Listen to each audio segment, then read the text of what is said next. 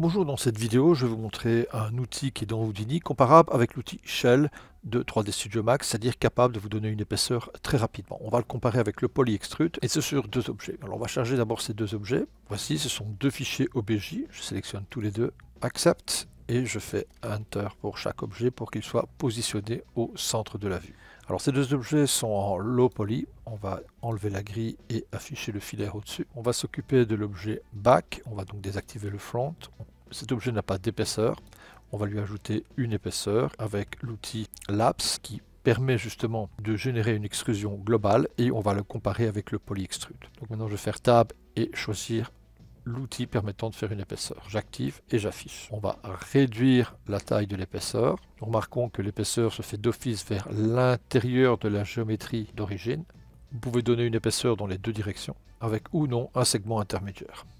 Vous avez aussi une optimisation des faces arrière, permettant de réduire le maillage. Comme promis, on va comparer maintenant avec le Poly Extrude. Donc Tab, Poly Extrude, j'active le Poly Extrude, je vais mettre une petite distance positive et le Poly Extrude fait une épaisseur vers l'extérieur. Nous allons cocher le Output Back pour avoir une face arrière.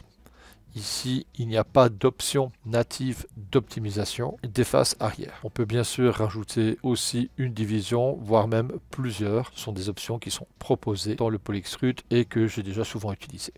Si je veux maintenant une épaisseur vers l'intérieur, le Poly Extrude aura tendance par défaut à inverser les normales et Houdini affiche comme ça les primitives avec un gris plus foncé. On va remettre la valeur positive, je vais enlever donc le moins, afficher les normales des faces. Nous voyons comme ça toutes les normales qui vont vers l'extérieur, donc dans ce cas-ci il n'y a pas de problème.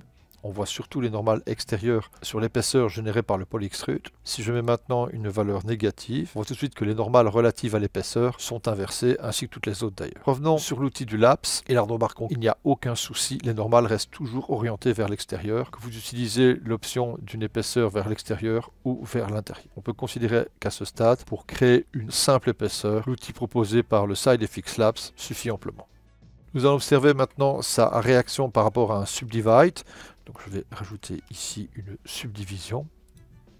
Alors les subdivides, nous savons, auront toujours tendance à ramollir vos formes. Dans ce cas-ci, ce n'est pas trop dérangeant. Il dévoile aussi certains problèmes que nous voyons ici sur le manque d'unification des normales qui sont sûrement dus à l'objet d'origine. Donc pour ça, on va unifier les normales en mettant le nœud normal. Voici. Je vais maintenant sélectionner ces trois derniers nœuds, c'est-à-dire celui qui permet de faire une épaisseur, le subdivide et le nœud normal. Je vais faire CTRL-C. Je viens maintenant sur l'autre forme, j'active son affichage, double-clic pour aller dans l'espace objet, CTRL-V, je sélectionne ce nœud et je connecte. On obtient comme ça directement l'épaisseur. J'en profite pour vous montrer une petite astuce. Avant le subdivide, ici je vais mettre un nœud crease qui va permettre de garder une dureté sur certains des composants. Dans le groupe, je vais choisir maintenant. Donc pour faire une multi-sélection des segments, j'appuie tout simplement sur Shift. Je valide avec Enter. Le crease reconnaît donc maintenant tous mes segments. Et je vais augmenter le crease pour obtenir une dureté à cet endroit. On va regarder ce que ça donne en enlevant l'affichage filaire.